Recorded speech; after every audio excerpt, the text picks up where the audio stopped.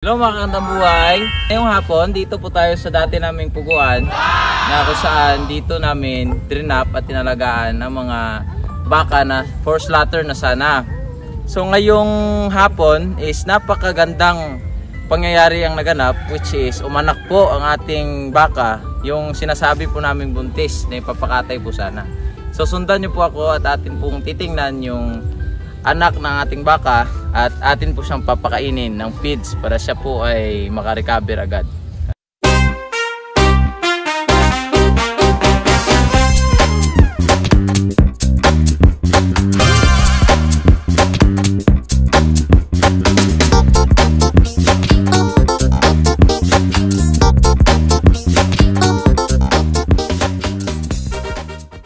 Tara mga kagad ng buhay, puntahan na natin yung bakang nanganak. So ito ang bakang ipapakatay na sana namin, baka for slaughter, na ngayon lang po, wala pa pong isang oras ay nanganak. Yan po ang kanyang anak, napakaganda at ito po'y binigyan na siya natin ng pakain kanina, pero mukhang gusto niya pa po. Kaya bibigyan pa po natin siya para siya po ay makarecover agad. Hindi niya po maabot, ano po natin.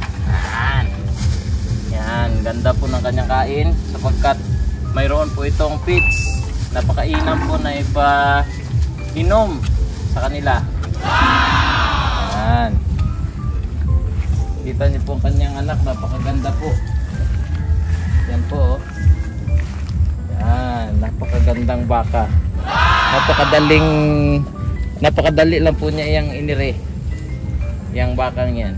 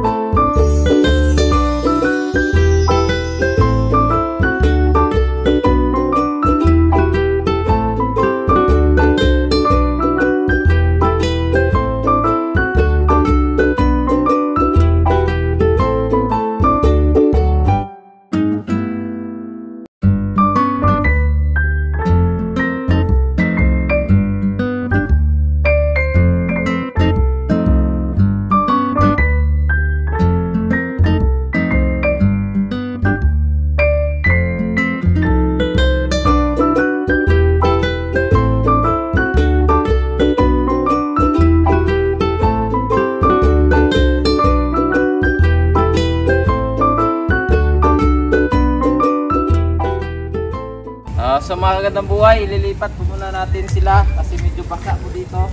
Siya maganda sa ating itoy kasi siya po ay napuputikan at hindi makahiga ang ating nanay at hindi niya mapatidi ng mabuti ang kanyang anak. Kasi nakikitaan na po natin ng sign na gusto na pong dumidi ng anak kasi yung mga paa po ng nanay is parang dinidilapan niya na po. Yan po, makikita niyo yung kanyang gesture. So hilahin po muna natin yung nanay dito po sa medyo bahagi, walang tubig.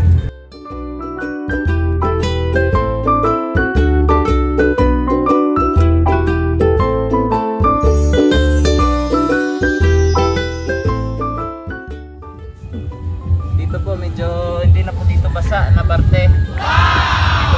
Siya itatali dito po natin siya ilalagay sa hindi basang parte ng farm upang hindi po siya malamigan at hindi po maputikan ang kanyang anak.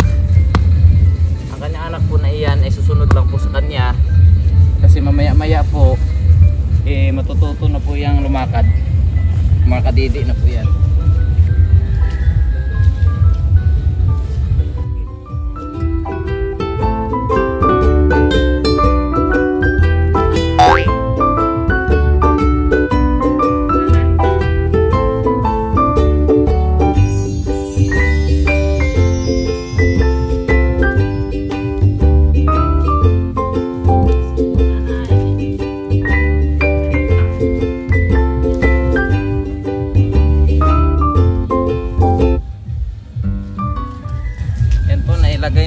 natin siya sa medyo hindi po basang parte ng ating farm. Yun ay nagawan. Nagawan po siya ni Bless ng pagkain. Oh no! Mga kagandang buhay, ito pa po yung isang malapit na rin mga anak na amin po dito ang inalagaan. Napakaganda po niyang baka, napaka ano po sa pagkain. Mabilis pong kumain. Tingnan niyo po, ubos niyo po yung binigay nating feeds, pati po yung tubig na ibinigay ay malapit na niya po maubos. Napakaganda po yung sinyalis sa mga buntis nating mga alaga na hindi sila mahirapang mga anak. Yun rin pong bagong anak lang is malakas din po yung kumain bago pa po siya umanak o mga anak. Kaya napakaganda po yung kanyang panganganak. Hindi po siya na gaanong nahirapan.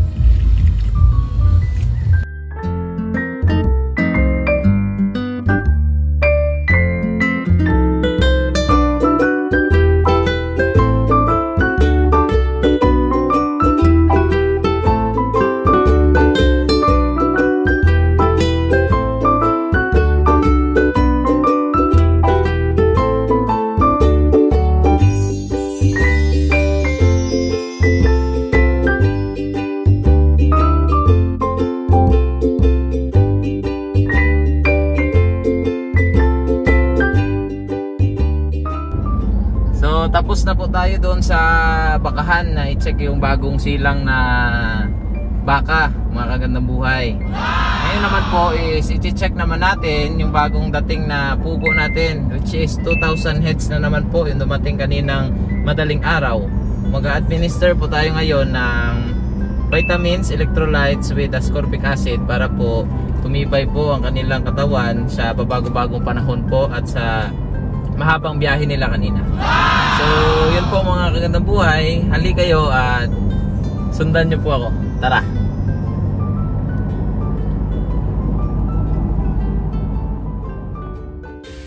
So, dito na po tayo ngayon mga kagandang buhay sa aking puguan para i-check upin po yung ating bagong dating na mga sisiw na pugo. So ako po muna ngayon ang magpa-vlog sapagkat si Mama o si Kagandang Buhay at si Kabiyahing Roger po ay nasa Negros at nag-date. So tara na po kayo at inyo po akong samahan sa aking pag-check sa aking mga bagong dating na alagang pugo. Tara!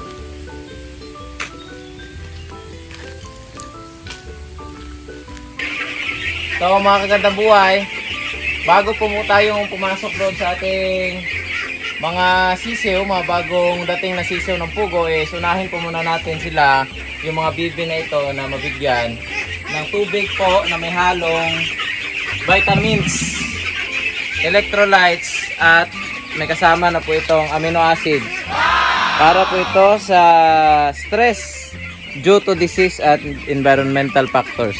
So tara, iatin po silang bigyan ng itong suplemento para mabilis po silang maka-catch up sa pabago-bagong klima po dito sa Pilipinas at the same time po is malayo sila sa sakit at madali po silang lubaki. So po mga kagandang buhay, nahaluan po natin ng multivitamins with electrolytes and amino acid ang tubig na ibibigay sa ating mga itik. Unahin po muna natin sila kasi wala na po silang tubig. Kaya isusunod na po tapos natin yung sa mga sisiw ng pugo.